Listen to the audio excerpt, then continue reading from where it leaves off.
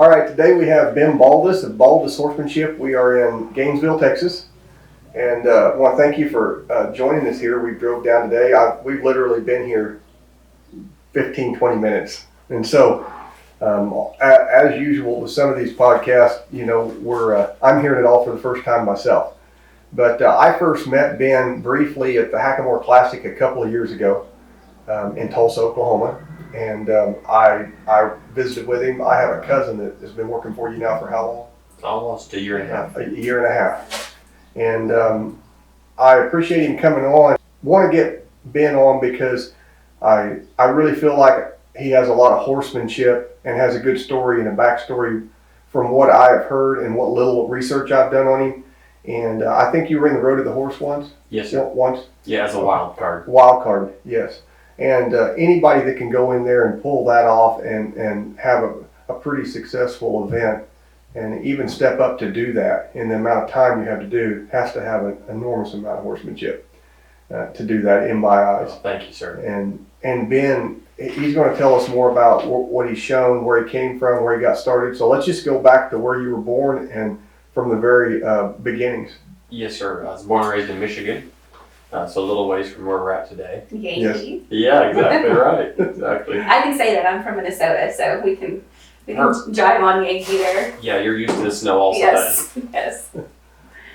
But I was born and raised in Michigan. Always was around horses and had horses growing up, trail horses and ponies and things of that nature. My parents kept me in and started showing in 4-H probably when I was about 12, 13. And then just kind of grew up in the horses. That's where I was born and raised. Did your parents compete or do anything like that? Or was it just kind of growing up and had horses in the backyard scenario? My mother competed in 4-H when she was a child also. Okay. But mostly just horses in the backyard, trail horses, ponies, just stuff like that. I see. And so where did you learn your first, learning how to train a horse? I mean, did you get broke horses and get into this in the beginning, or did you get some knowledge from somewhere? Where did it all start there, your horsemanship journey? Probably picking up John Lyon's VHS tapes at the library. I mean, I always loved learning, and we had some dogs that we showed in the obedience classes, and I loved the dog lessons and training dogs. I loved learning about horses, and then pretty quickly wanted to start learning how to break a horse and do that. So followed Clinton Anderson on some of his, at that point in time, DVDs, and then just continued to learn. So we'd go watch Monty Roberts. My parents spent a lot of time dragging me around to learn and see people. So things like that, expos that we'd go to, equine affairs, and learn all that I could. So you went to, that was really big back then, the equine affairs and stuff like that. That was pretty hot. Mm-hmm. And so you took the opportunity to go to about all those you could go to. Yes, sir. Okay. And the digital world wasn't like it is now. I mean, it was just coming on as far as you could buy the DVDs and stuff like that. But yeah, I mean, this literally, going to the library and checking out what the library had as far as VHS. Yes. And then, like you said, Clinton was getting some of his DVDs going and some things like that, but they didn't have apps and they didn't have YouTube, and none of that was popular like it is today. Yeah. And so you did that for a while, and then you were in the ministry for a while, correct? So after high school, so I was, again, in Michigan, riding 4-H horses, cleaning stalls to trade for lessons from a local all-around type trainer in Michigan and doing things like that. And then met Lou Sterrett in Indiana. He was putting on a presentation, and he had a ministry called Sermon on the Mount. And he also had an apprenticeship program in Pennsylvania called Miracle Mountain Ranch. And so after I graduated high school, I wanted to go out there to his apprenticeship program in Pennsylvania. And so I loaded up that fall. My parents took me to Pennsylvania, and I stayed out there for 1 year in their apprenticeship program at Miracle Mountain Ranch. Mm-hmm. And that's a Christ-centered, Christian-based horse training program. And we do the Bible studies and the horses and learn all different types of skill sets and life application of God's Word and everything else that you're learning there.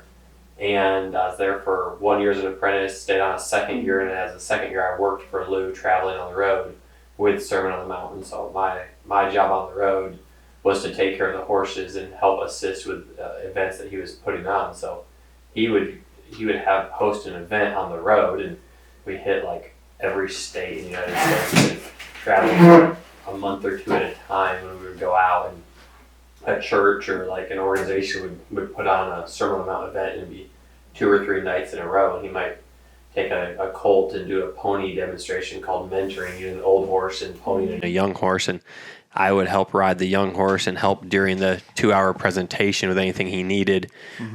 Props brought into the arena, hold a horse, manage a horse, something like that. It would help with it, and then take care of the feed and care on the road. And I did that for 2 years with him.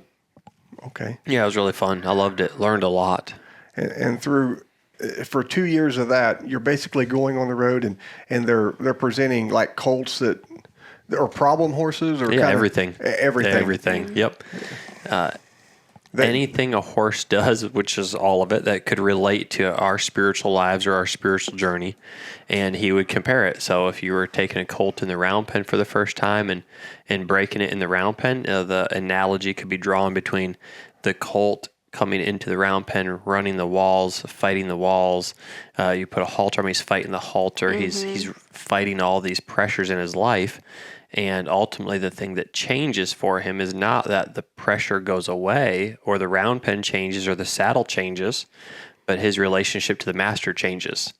And that colt, when he quits fighting the round pen, he turns and looks at the master of his relationship at that moment, and he finds peace and he finds the relationship, and he relaxes and he's happier to do his job, and he understands the purpose of what he's doing and how much our own lives are like that. That's a great analogy. Yeah, so it was really cool. He could do it with anything a horse did. He could draw the analogy, and it was a really great picture. Were these focused towards, horse people and then introducing ministry, or was it you were going to, Christian crowds and using horses as kind of the prop and the image of it, or who was kind of the target for these? All the above. All everybody. Yeah. I mean, we really did there's a lot of just like evangelism. So it could be to just a completely rodeo culture, horse culture that really didn't have much faith base to it, or it could be to a church group that the horse was a picture of humility, or a picture of just the brokenness of a horse, in that relationship to the master. That makes a lot of sense. I think that's because even the city kid or the parents that can't afford to get into the horses. I mean, I don't think I've ever met a child that isn't, a pony, or pointing at something out the window, or a lot of application there. Yeah, who doesn't want to be a cowboy when they grow up, right? Yeah. I mean, that's a cool job. Yes. So after you've done that for a while, where do you go next after doing the traveling ministry with the horses and helping out with that? What's your next step? So after working with Lou and having the opportunity to travel the United States, working with him and meet a lot of different trainers and a lot of different equestrian disciplines, from English and Western to reining and cutting, roping. Really, reining was my first interest and my first excitement and passion. That's what I wanted to learn. And so we met Doug Milholland, who was in Oklahoma at the time. And I'll never forget, I met one of his assistant trainers who was loading the horse trailer that day. And he said, I'm loading up, going to the Derby, I'm going to school some horses. And I'm 19. I have no idea what that means. I don't know what Derby means. I don't know what school horses means. But this guy had his name on his spurs, and he was the coolest person I'd ever seen. I was like, I don't know what you're doing, but I want to be like you, right? That's great. He was like 19. And so I asked Doug, I said, hey, can I come work for you? He goes, yeah, you can start tomorrow. I said, well, I can't start tomorrow. I told Lou I'd stay all year, so he doesn't have anybody to take my job, so I need to stay where I'm at. But I won't commit next year, so if you have somebody like that could do my job for Lou and I could get free, then I'll come to work for Doug. And he called me like a year later and said, hey, I'm at the Wagner Ranch in Vernon, Texas. Do you want to come down to Texas and start colts for me? I'll teach you the reining. I said, yeah, let me see. So I Google Wagner Ranch and look where it's at. And it's in Texas. That sounds amazing. So I flew down, rode for 3 or 4 days. I really enjoyed it. Doug was a great teacher. And went home, packed everything in the car, which didn't take long. I was like 20 years old, so I didn't have very much. Didn't have anything. So just loaded my saddle and bridle, and I headed to Texas in the Buick. Oh my gosh. Yeah. Yeah. Were your parents? What did your parents think about all this? They were super supportive. They were like, I wish you the best, but you can come home when it fails, or like what was? Oh, from a young age, I think my parents really instilled a work ethic and in being willing and able to dream and pursue your dreams, what you wanted. Now, some of that was a little farther stretched than what they maybe imagined at the time. In high school, I always wanted to be a horse trainer. And in Michigan, the reality is a lot of that's part-time work. When it's warm and the summers are good, you're riding. Yeah. And then when it's freezing cold, nobody wants to ride, Yes. And it's Yes. harder to keep a barn full of horses and harder to hit the show circuit because you're so far away from it. Yeah. And, so that was, I think, hard for my parents to imagine. So they wanted me to do, like a skill to fall back on. So I did machine tooling, did some tech school stuff. So I had the machine tooling to fall back on. If you needed it. Yeah, if I needed it, Yeah. And then after that, I was like, yeah, chase your dreams,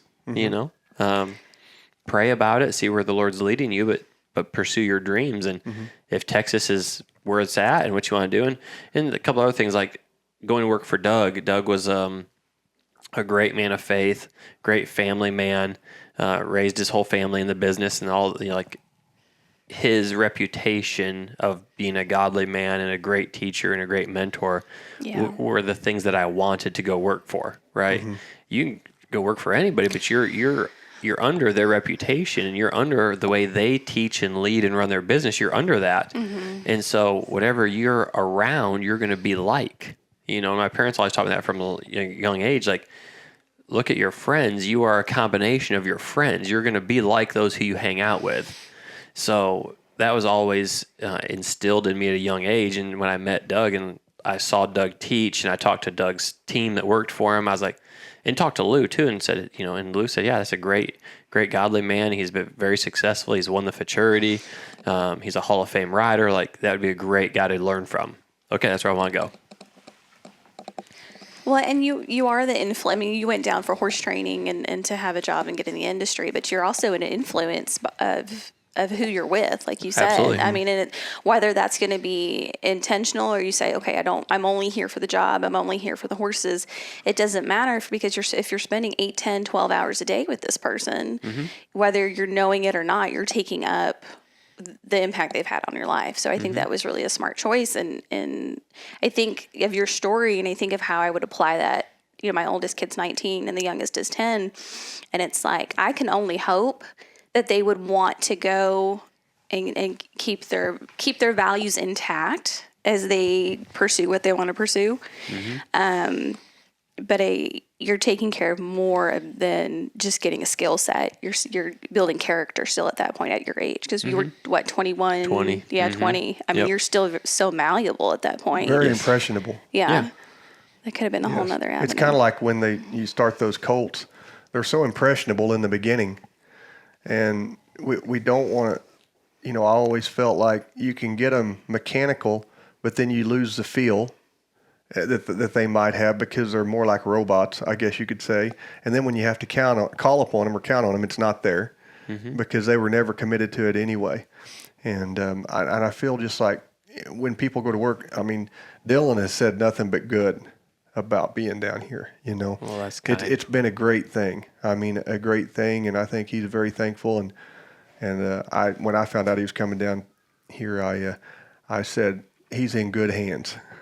He's in very good hands. And I think, we pulled in here. We pulled in, and I don't know how many people That's what I was here. just gonna say. We pull in, and we're not even out of the truck, and it is. I swear, it feels like 8 different people have said, hi, how are ya? You guys doing all right? Do you have a good drive? And yeah, Ben's over here. And that is so different. It's like not like that everywhere. The vibe here is so different and so positive. It was just, it's a great way of overwhelming almost because it was just like, man, these people don't know me from Adam. They don't know my name. I'm just some stranger rolling up with Missouri plates on our truck. Like, oh no, Yeah. Who's here? What are they wanting? Yeah, but no, everybody has been, just instantly nice. And and it's that stuff, great.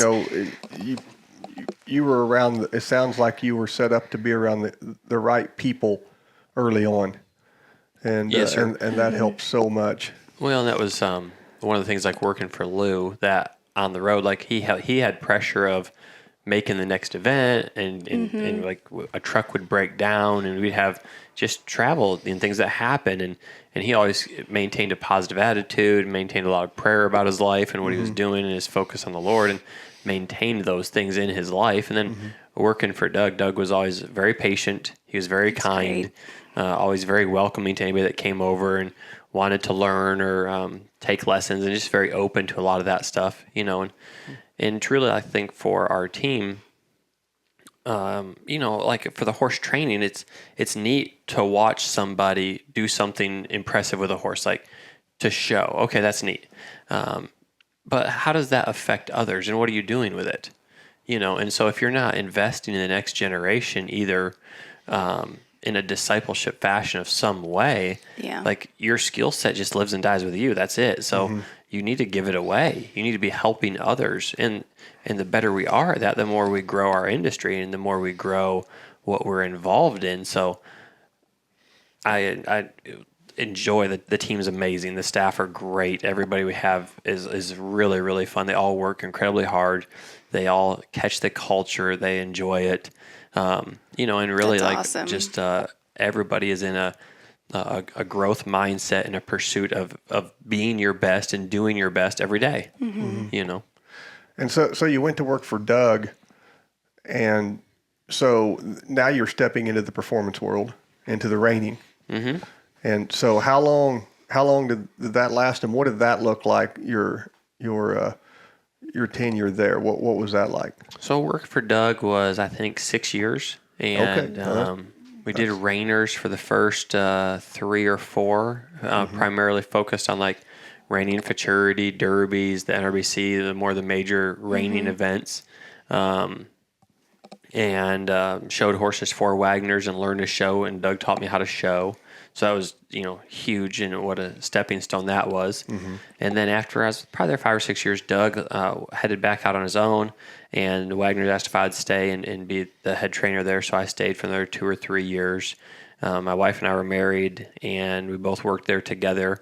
And during that time, like, she was helping with the reproductive work at the ranch and managing the stallions and the mares and helping with that. And then I would be riding, training horses. We'd get to go to the shows together and just learning to train and show. And then they had 2 sons of Highbrow Cat and a son of one-time Pepto.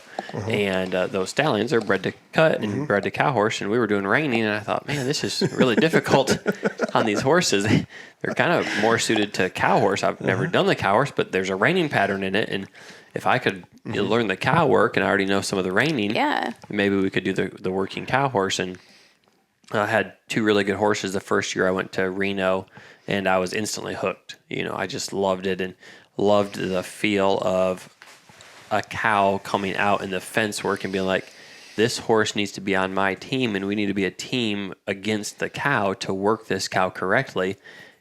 He needs to read it and help me. Then he needs to listen when I tell him where to go on the cow. And that was just an incredible feeling of that horse wanting to do his job and help me do the job. And that was so much fun. I was like, this is what I want to do. Well, I want to do cow horses. So, and you're going into this, you have a reining background. So how did that look? Was there another cow horse trainer, a cutter, or anything there for the guidance, or were you, how were you transitioning? There was just lots of help, Now, growing up, I worked on a dairy farm. We had, show pigs, we had show lambs, we showed cattle, we showed all kinds of livestock. I was around livestock, so kind of had a feel for where a cow was going to go and how it looked and when it was about to stop. So some of those things helped, but I was very green for a long time in the fence work, and in the cutting was very green. But all the way back at Wagner's, like Wes O'Neill was an older cowboy, been there 50 years at that point, and he would take me over to Curtis Bass and Seymour, who was training 2-year-old cutters at the time. And so I would go over there once a week and kind of get some help with some 2-year-olds and get some lessons, and that just started the learning when I was at Wagner's. And then into showing cow horses, like the whole cow horse community was so helpful. Like Bozo Rogers, who trains and shows and judges, he came out and helped a lot. and guys like Don Murphy came and coached on me there at Wagner's. Chris Dawson's always been helpful and been an encouragement. Boyd Rice has been a huge help in the cutting and encouragement there. So many guys have really been open and happy to answer questions I had, or like, hey, try this, or that's not working, try this. Just the whole community's been good. So you mentioned something there that you grew up around livestock and had a dairy. So you kind of knew how to move a cow and make a cow move. Okay. And so what would be a piece of advice, because I have some amateurs and non-pros, we start them on the flag or on cattle and things like that with their horse, and they want to do it more for a ranch horse show, which we have ranch cutting and things of that nature. What's the best way that you think to articulate that cow feel to an amateur or non-pro that wants to get into this, and they're on a horse and say, the horse probably doesn't have a lot of cow. They're wanting to do it because it looks fun. So the person has to have, in my opinion, some kind of feel on that cow in order to help the horse, and hopefully he's broke enough you can help him. Yes, sir. So what's the best way to have people start to develop feel on a cow? It takes time, and the more you see those situations unfolding, like think of in the boxing, we start with the boxing and you're about to go stop your cow, and how far out do I have to be to stop this cow before it stops and turns, and what were the signals before it stopped and turned. And one of the things that I like to do, and even a lot of the customers will go watch other people showing and go watch other runs and see and study, like how far, where was the horse's position on the cow? How did that position affect the cow? Did the cow turn into the horse? Did it turn away from the horse? Did the cow stop before it got to the corner of the arena, or did the corner of the arena stop the horse? And what was the cause of the stop? What was the cause of the turn? As the horse got closer to the cow, how close did it have to get before it put pressure on the cow to move the cow? And then did the horse get closer yet, or did the horse move away from the cow to release the pressure? But ultimately, it just depends on the type of cattle and where you're working them, and the breeding of the cattle, as far as if they're wild or gentle and things like that. But the closer you get, the faster it's going to move away. Yes. If you can stay farther away and get in front of where that cow's looking to go, you can have a chance to stop it. And that's one of the things to study too, is where was the cow and where is it looking to go? Where does it want to go? It's going to look, before it starts running around that corner, it's going to look over there. So see where it's looking, and then go put your horse in front of where it's looking. Because sometimes it's not enough to be nose to nose, even with a cow. Sometimes you have to ride out past the cow to get it to stop and turn. But studying other people's runs will help fast forward our learning. Right? Because otherwise you got to experience it one cow at a time. That takes a long time. There's no shortcut to any of that. No. It can be frustrating. So we will put my barn isn't really big, not near the size of this, and we'll put like 8 in the middle and then work a circle. And I get them pretty gentle. Yeah. So I've had, clients that have difficulty with their horse getting that cow out and just keeping it on the outside. And so I told them it's not your horse. So I got off my horse. I take a flag. And I try to talk them through what you just said, I believe. I said, okay, I'm going to push the eye away from me, and I'm going to turn the eye into me. And I have had people that get off their horse, and I'll give them a flag. And I said, now these cows are gentle. They're not going to hurt you. But I said, number 45, I want you to walk that cow out of that herd with this flag and you on foot with your horse. Oh, yeah, it's great. And I feel like the more... They get more rate in them than they would have more grace to their own legs than they would the horse's legs. That's right. Because they get winded. Yes, they do. That's right. I don't want to go that far. And another way, I felt like that can help people, and it comes to experience because you experienced it at the dairy, is if you have cattle coming at you in an alley and you're sorting them. And it becomes second nature. Yeah. I mean, you're stepping here, moving here. It's kind of like being around a horse, a colt you're trying to catch. It's not just say, hey, wait till he faces you. That's There's right. way more to it than that. But I get tickled at the clients because they get very frustrated and they love cows. Everybody loves cows. Sure. You put Everybody a cow in wants to front work of a people cow. and it's like you just gave them like espresso. Yeah, they're ready to go. I mean, ready. And I'm like, calm down. Yeah, exactly. Your Take a horse breath. is going to think you're crazy when you see a cow. That's right. But I didn't know. It sounds like you say a lot of experience, and it sounds like you're making them be more accountable and look at more of what's going on and look to see, not just look. But I think Jordan Shore, a good friend of mine, he was a University of Arkansas coach. And I don't know if he came down here and was talking to you one time, but he might have been at a show, and he come up and says, any pointers on this going down the fence? It may have been at the hack. I don't remember. And I think it was you that told him, says, when you're going down that fence, that cow, sometimes it'll blink right before it stops, just a little. And he remembered that. And he was talking to me about that. And that makes sense. It just makes you focus on something more detailed other than the cows running down the fence and it stopped. That's right.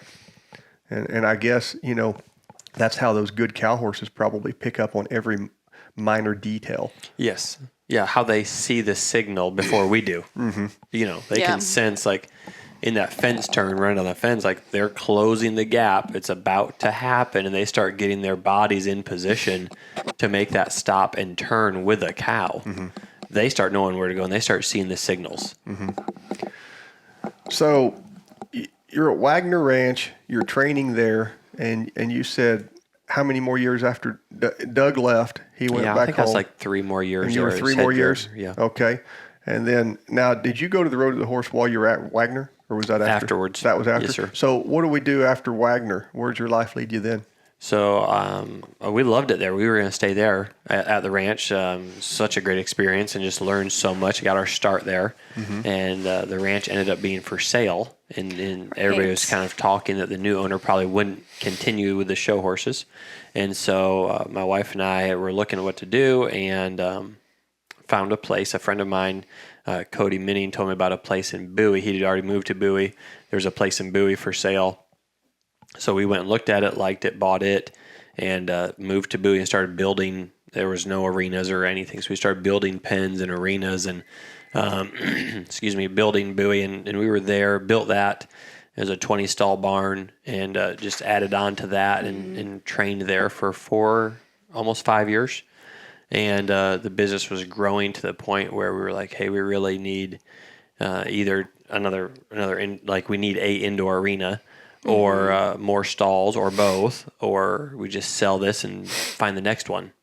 And so the more we prayed about it and looked at it and priced building an arena from scratch and all those things, it just really made more sense to buy one that was already built. Okay. And so we started looking, and then this place in Gainesville was on the market. So we had found it, and a friend of mine told me about it, and bought this about 4.5 years ago now. Okay. So when you were in Bowie, so is that the first time that, because you worked at Wagner's, you were under Milholland, was Bowie the first time that you're in, like, this is your deal, like you've got the place payment, you got to pay the bills sink every or month, swim, this is it.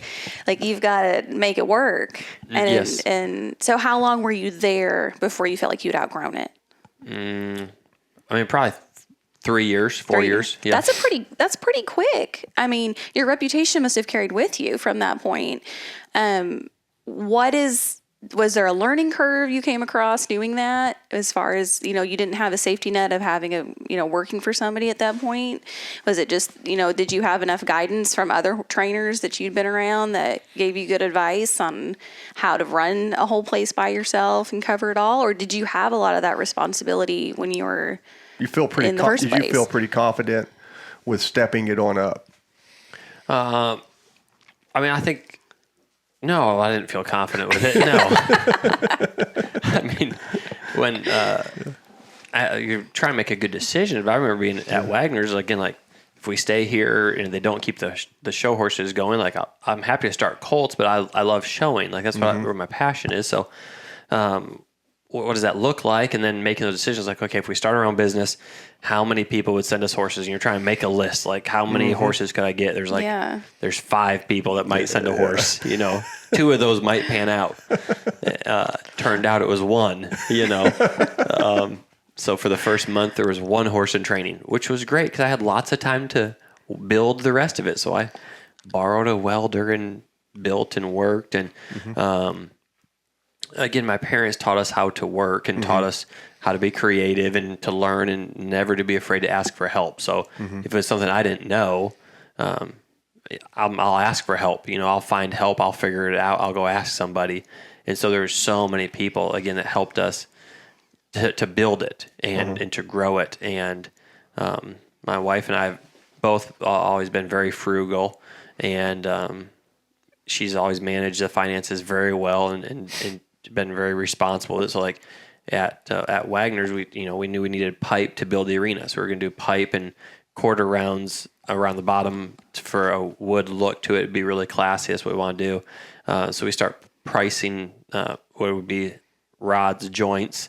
So your 2 3/8 pipe is going to cost, like, at that point in time, this sounds cheap, but it was like $50 for a joint. Okay.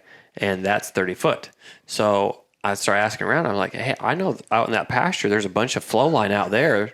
Can I cut that up and take it?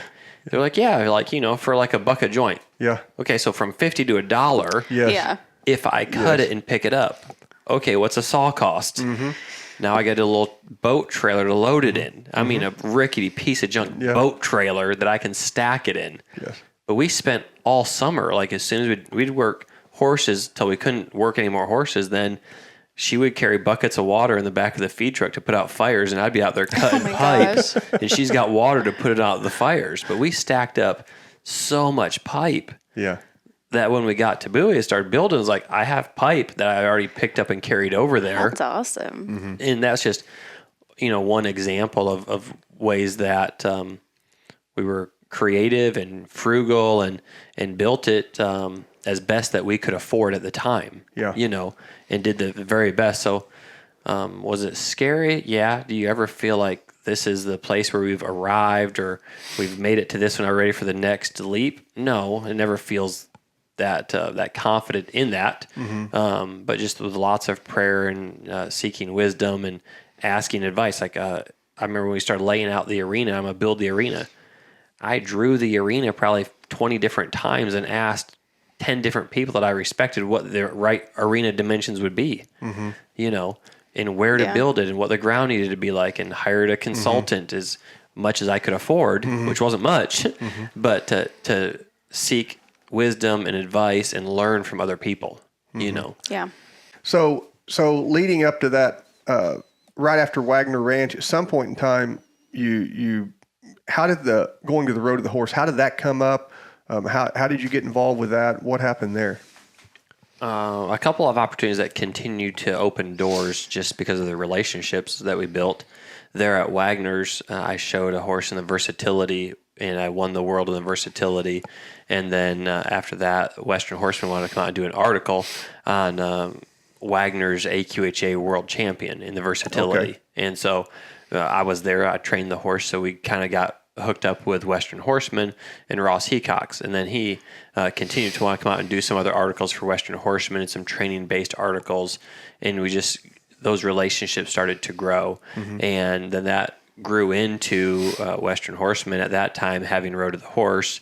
And then they were like, hey, do you want to come be a part of this? We could have you up as a wild card for Road to the Horse. And that's how the doors opened, and we got there and competed as a wild card, finished second that year. It was a great event. I loved it. Very challenging. It was fun. But it was just really great. So you find out you're going. How do you prep for that? Well, I mean, the biggest thing is practicing the time frame that they give you, right? Which tell the audience how much that is. If I remember correctly, it was an hour the first morning, an hour that afternoon, 1 hour the next day, and then the obstacle course. So that's 3 hours, and you're showing them. And you train them 2 years to show. Yeah. And you're taking a colt that's halter broke at Okay. best. Okay. And then, you're judged as far as like how you first handle it in the round pen, your live audience, you're judged for everything you're doing with that colt all the way through. The saddling, the riding, the catching, all of it, and ultimately to a rail work, which is a walk, jog, lope, stop, back up on the rail, and then an obstacle course, which is leading, mounting, dismounting, picking up feet, and then ride them through an obstacle course. So like obstacle courses, over tarps, swing a rope, open and close a gate, Jeez. serpentine some cones. There's some like a deal that you had to push with your horse. It was like a covered wagon. You had to push with your horse's chest. All kinds of crazy things that you're going to do on a colt that's been ridden 3 times for you have an hour, so you've probably only ridden him for 20 or 30 minutes. Yes. Before you do all those things for the 2 days. And you're in front of an audience. There's And a the live audience audience. making the There whole is time. there's no tricks. There's no. No, they take the colts like as soon as you're done, they're like, that's time. You step out of the round pen. Yeah. The handlers come in, open the gate, turn all the colts loose, take them back Okay, to run the 'em pen. to the pens. Run them to the pens, and they're in the pens that night. And they're locked up. You don't ever get to see them again. But Okay. the next day, they're in the round pen, and you walk down, and they're like, okay, time starts, go. So you find out you're going. So what is that? Is there any prep work, or do you say, you know what, I have a lot of experience and I'm going to go off feel? I mean, obviously there will be some amount of that anyway, because you can't always have a plan, of course, with a horse because they can't read your plan. Right, right. But so how do you prep for that? We'd start a lot of colts at Wagner's, and we liked going quickly with those colts as much as we could, because we had a lot to go through. They'd have 70 or 80 babies every year, so we had a lot of 2-year-olds to ride, so we had to go pretty quick through them to get them all done in a timely manner. And so we'd been doing that at Wagner's for a couple of years. The time frame didn't bother me or how quick we were going to go, as much as wanting to get familiar with like what does exactly 1 hour in the round pen look like. Yeah. How fast do I have to go with my saddle to get it saddled efficiently so I can get on it in that first hour. And again, you can't put time frames on and say like you have to be wearing a saddle in 15 minutes, but I want to know pretty close to what that feels like. And if I've got the right colt, can I go that fast? What can I do? And it's always dependent on the horse. You can't rush them. Sure. But I practiced with the time and just had a feel for the time and how what I was needed to do. And it was fun. Even a couple of years after I had gone up there, Mike Majors was asked to go, and so Mike came here and we got some colts and we practiced with Mike on the time too. Like, you've got an hour. How fast do you need to go? What do you need to get in that hour? What's the goal? And so it was cool. Like, we worked together on it for a couple days. Mike was my first podcast. Oh, was he really? Yeah. That's yeah. awesome. Yeah, I done him, and he was in Tennessee at an event, and I said, that's Mike. I'm going to go up there and talk to him and see if I got my equipment. And we went to a horse stall. That's awesome. Tack stall. Yeah. Great guy. Had He a is. great time. That's cool. Had a really good time. So that would be pretty tough to prepare for. And like I said, you would have to have had I think anybody that goes into that, if they think they can go in without hundreds of horses under their belt, I think there's just no way. It would be a magic act and playing the lottery. Yes. And it's kind of playing the lottery anyway, because there is the luck of the draw. Did you get to pick your horse, or did they draw you a horse? I was second or third pick. To pick. Yeah. Well, I've always respected the people that can get that done in the amount of time. Now, I do think oftentimes I think the audience can go have an illusion of that horse is broke now. And For sure. And I mean, you probably know as well as I do that, you might get home and if you turn that horse, well, even the next day, a different environment, and that horse kind of loses confidence and it might look a little different. It doesn't mean because the ball was rolling, it's going to keep rolling. That's right. And I think a lot of times when you're in a rhythm like that with a horse, like you would say, hey, we got a lot going through. And I mean, I would say let's take it as much as the horse will allow us and not sacrifice any principles, I guess you could say. But I think a lot of people look at that, and I've oftentimes said, well, man, they done this in 2 hours or 3 hours. That horse, I'd buy that horse. He's ready to go trail ride. Sure. And I don't think they understand how No, they probably get bucked off. Not solid that is. That's right. Yeah. That's right. And because I know of a few that went home and they weren't. I don't think they were really great for a while. Well, ultimately, like what they were doing at Road to the Horse is a great demonstration Very much. of what Yeah. what professionals can do with a good minded animal and how fast they can go.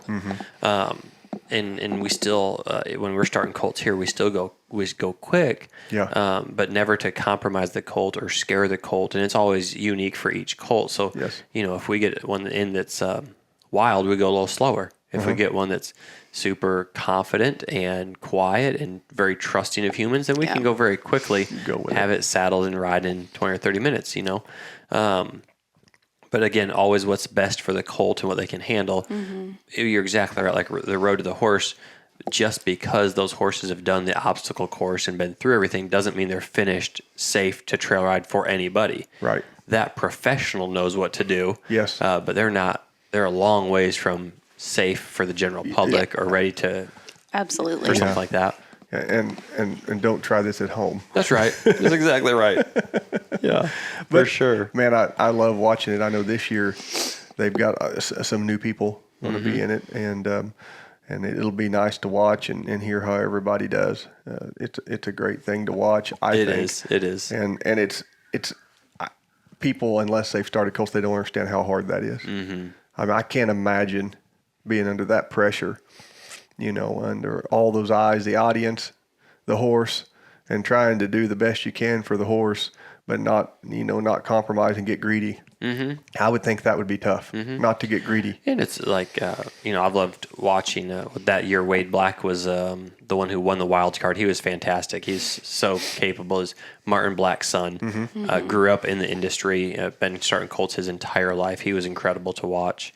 And there's lots of other great ones there. Chris Cox has always been fantastic, and like you said, to manage your own pressure and what you feel, because you can see the other 3 or 4 round pens working. So you're like, I can't even touch mine, and they've already got it saddled. Yeah. Well, now you start, like you said, compromising, because you're like, maybe my colt's not ready, but I'm going to rush this anyways.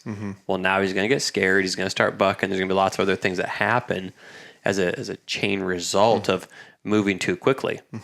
And I would think you need to have a process and trust the process. For sure. That would be very tough. So now you're into you show a lot of cow horses right now. You showed in the ranch. What was it? You've won the Versatility World twice, Yes. right? Yes, ma'am. I think So- a couple more, but yeah. At least, yeah. So you won it when you were at Wagner's, right? With one of their horses. That's what year was that? I don't know, a long time ago. Long time ago. So the ranch was fairly new back then, wasn't it? I mean, because the ranch isn't something we've done for Versatility. hundreds of years. Yes. Correct. Yes. Correct. What does that look like? What do you feel like that looks like now versus to when you first started it, when your first big win there? And do you feel like I don't even know do you still follow it? Do you still compete in the I Versatility? do. I sure do, yeah. What have you seen as far as the big changes from where it was and where we are now with it? Yeah, we showed in Houston during their livestock show back then, and that was the World Show. So you qualified and showed in the Versatility World Show as an AQHA class. And, the big changes or significant changes, I think, as all the equestrian sports have done, the horses continually get better, better pedigrees, better conformation, better minds. So we're seeing a higher quality horse in that sport more and more. The numbers are growing for that sport. I think with the ranch riding, that class is growing with AQHA, so it's also trickling into the versatility that we're getting a lot more in the ranch riding class and the ranch trail classes. So that continues to fill up. But for me, the part that I enjoyed, like from my childhood, showing the 4-H, showing some all-around stuff, showing some trail and pleasure, and then some reining, it's really fit that I've done a little bit of all of it, so I'm comfortable with those things. Then I've had a lot of help just adding the trail and the pleasure to it. And then today, for our customers, we may have a horse that is really pretty and moves good and is a really great horse, but maybe doesn't have quite the extra sting that a cow horse would, or maybe quite the speed down the fence to be an open level major event cow horse. And but it's still a really good horse. And maybe it's even better in the trail and pleasure and conformation because it's so pretty and laid back and easy going. That horse might go over to the AQHA versatility and go win some world titles over there, you know.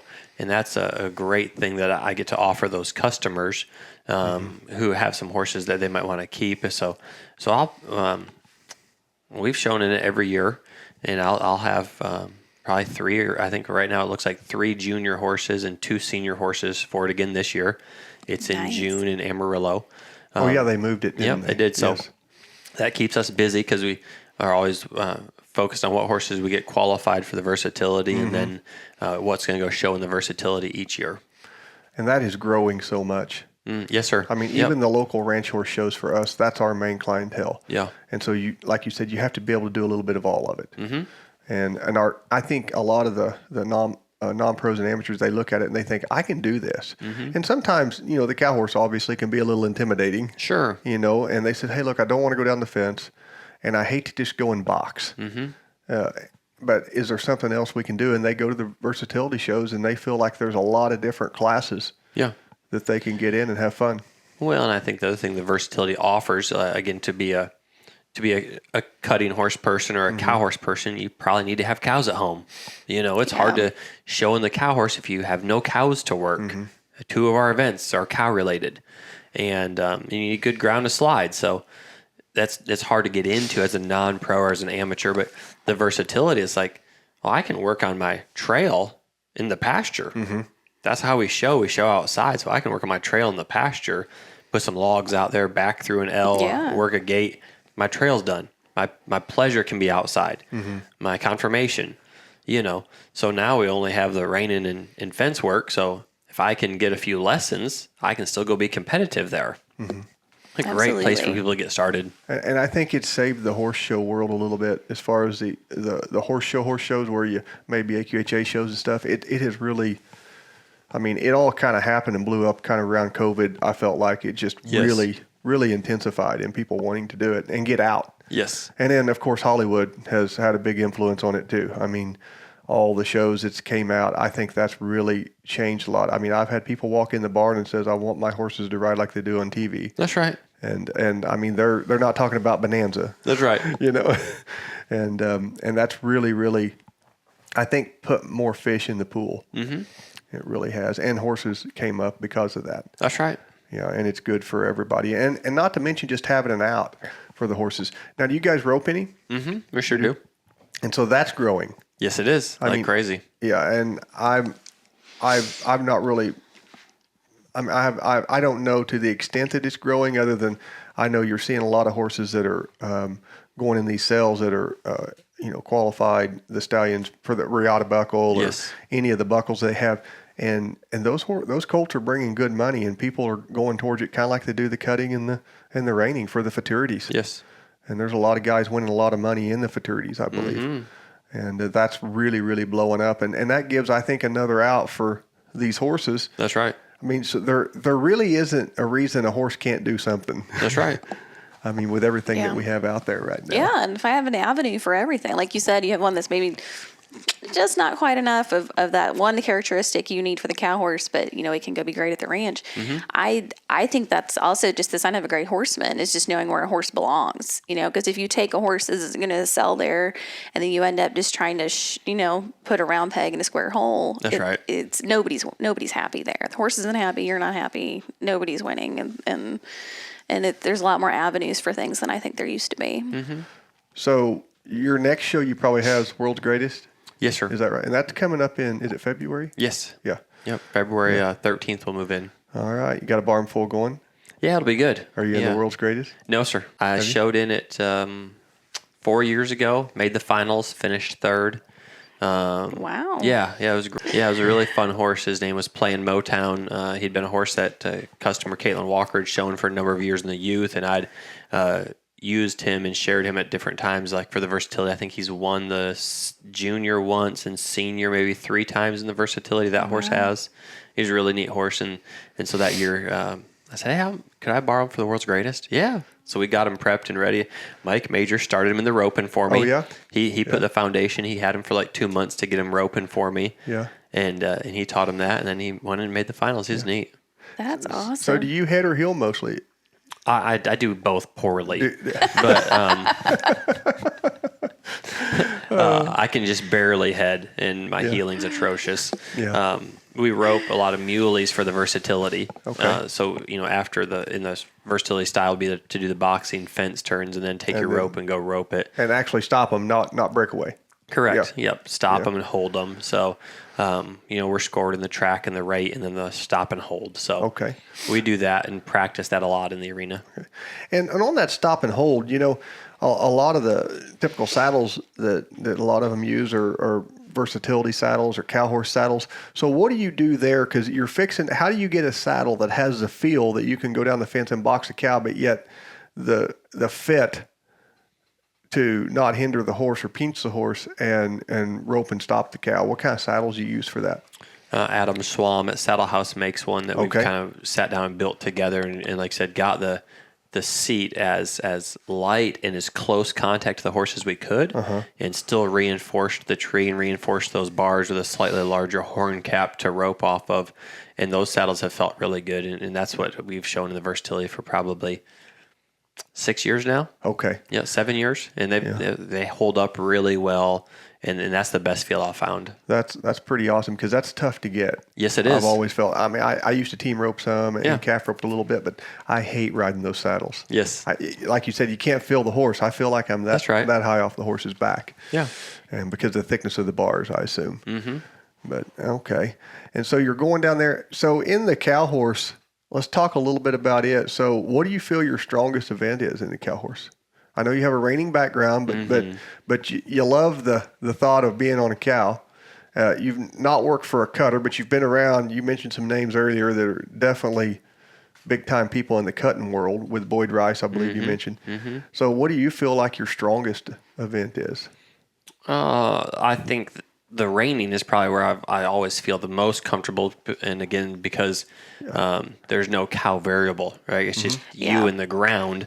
The other two is like, I hope I cut good cows. I hope I draw up in a good set. I hope I'm not at the bottom of the set. All those things in the herd work. And then in the fence work, you're like, again, I hope I draw a good cow. I'm not at the bottom. And so they're unknown variables, but I think the reining is probably the one I feel the most strong in. Really enjoy all three, but the reining. Right.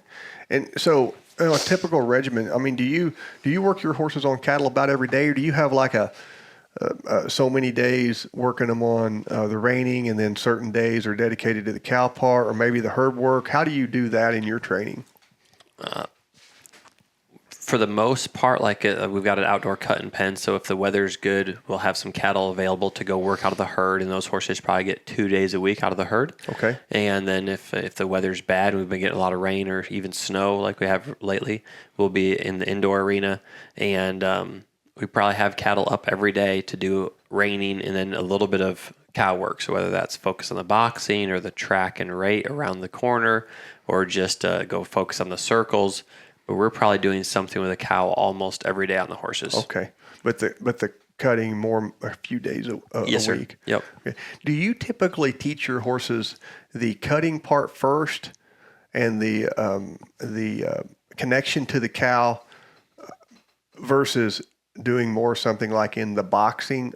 So the boxing to me oftentimes looks more offensive. Mm-hmm. If you will, and I may be wrong here. And then the cutting looks more like you're in a defensive position on a horse. Mm-hmm.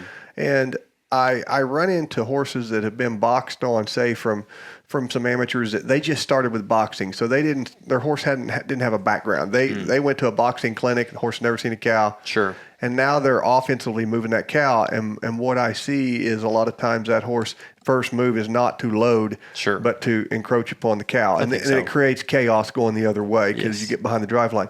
So do you guys put a lot of that working maybe in a circle for a long time first and that one-on-one connection or out of the herd? How do you do that versus creating more of the boxing motion?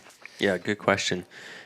we start with the flag work and the flag focus, and then as we approach the cows, it's usually like one cow in the cutting pen or one cow in the arena, and ultimately, like you're describing the boxing, if a cow is going to create pressure and put pressure on a horse, and the cow is going to come into the horse, then to me it feels very similar to the herd work. Okay. Right? Because essentially you're working a straight line, you're stopping straight, you're turning with a cow, and you're blocking the cow from going to the other end of the arena because it's trying to get past you to go to the other end. Same feels the herd, minus the herd help and the turn back guys. But when a cow won't move, now we have to step into it in the boxing because it's not moving, so we have to Right. step in to make it move. And then often, like you're describing, that's where you get the forward motion turn from. And so as we're working young horses, the most emphasis, even if we have to step up to a cow, is as you step up, before you turn right or left, you back 2 steps and then turn. And then turn. Every time that animal, or if it's a flag, that object in front of you starts to move right or left, you back up first and then go right or left, or you Yeah. describe it as draw or load before you start to go right or left. Because that's the biggest thing I try to, when people don't understand that, because they don't understand how to, number one, themselves, I'm driving the cow, now I'm going to go stop the cow. Drive the cow, stop the cow. That's right. It's kind of confusing to them. Yes. They get really confused on it.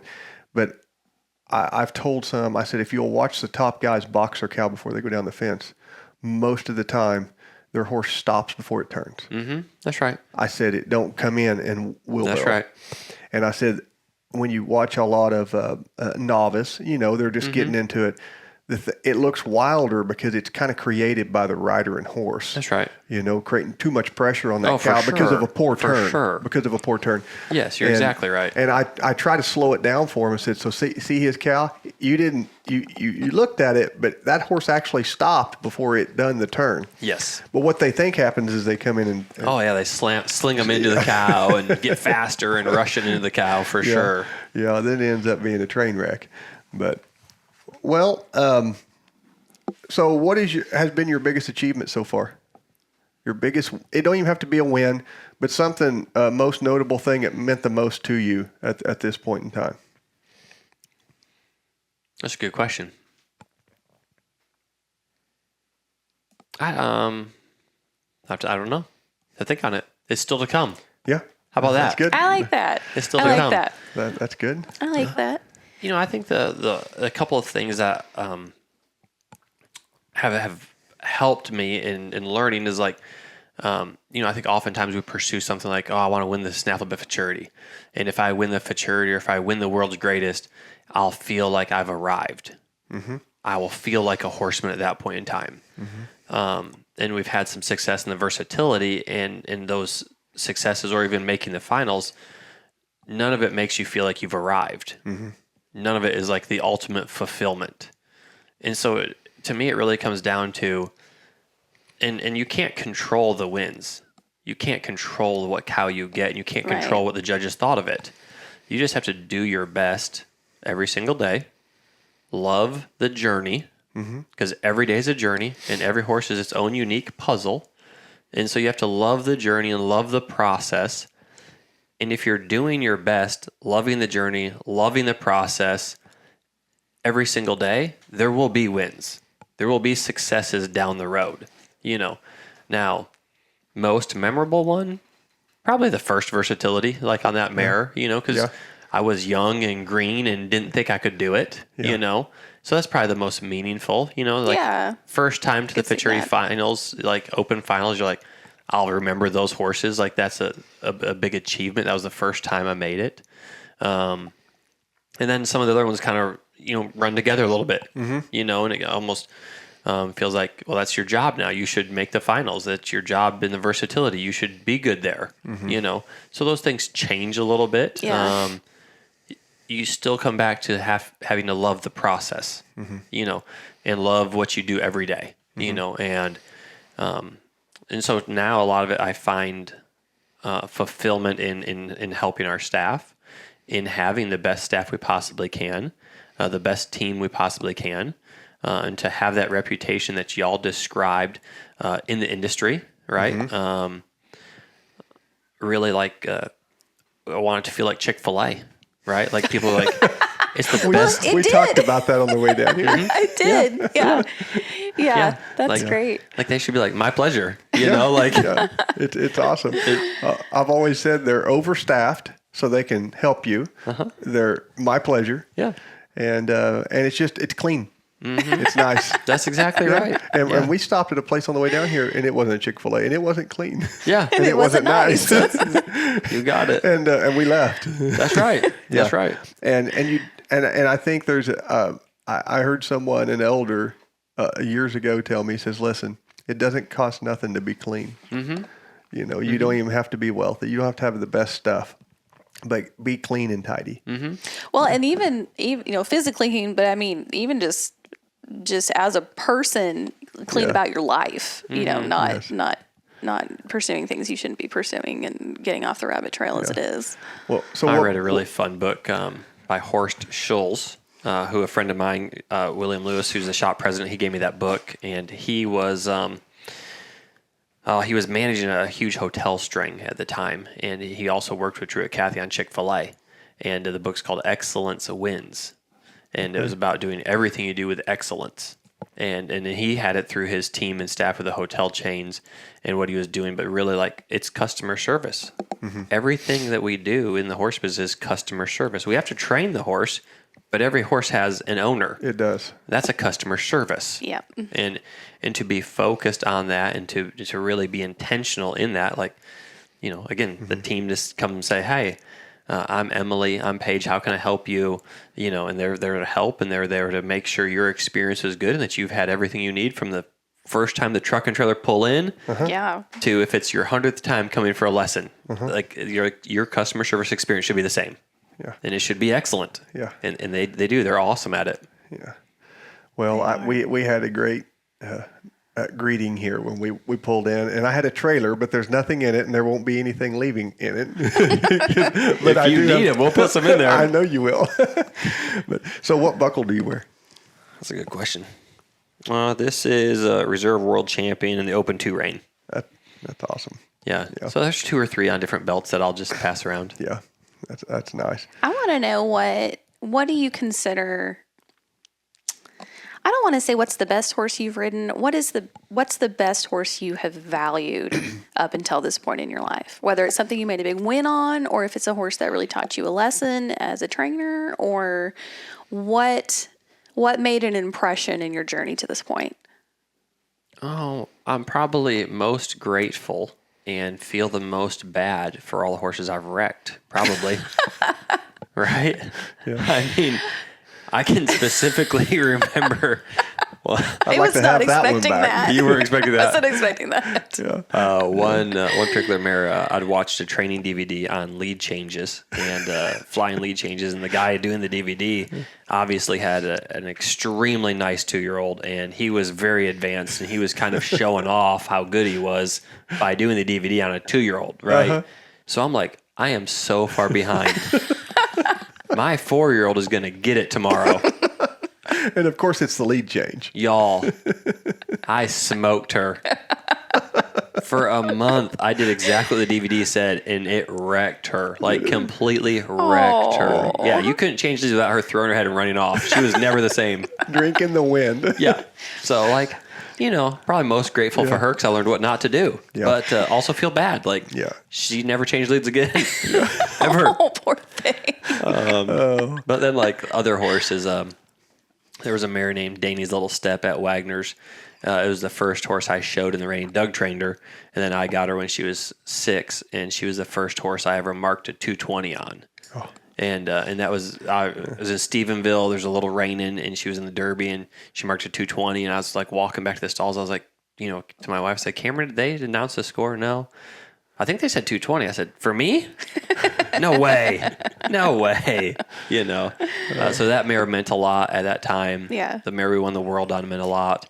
Another horse, 7S Woodrow, when we left, Wagner's and went to Bowie. A gentleman by the name of Jerry Ward sent me a horse that wasn't quite enough to go show, and he recognized it very quickly. He was great about that, and he said, you're a young man starting your own business. You need to be on a good horse. He says, so I'm willing to invest and get you a good horse and get you started. That's awesome. I don't have a lot to spend, but could you find a nice horse? So we went to Stewart Ranch, and I bought 7S Woodrow for him. And that horse fit me very well. He was a Would He Be Tough. I liked those horses. And he went on to win the Versatility World 3 times and a national champion 2 or 3 times and won the Shot World a couple of times.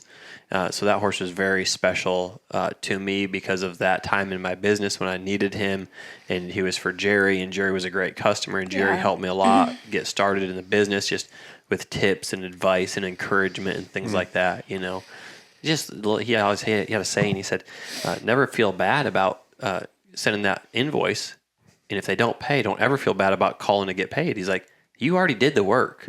You've done the work. Now they're behind because they're not paying you for what you've already done.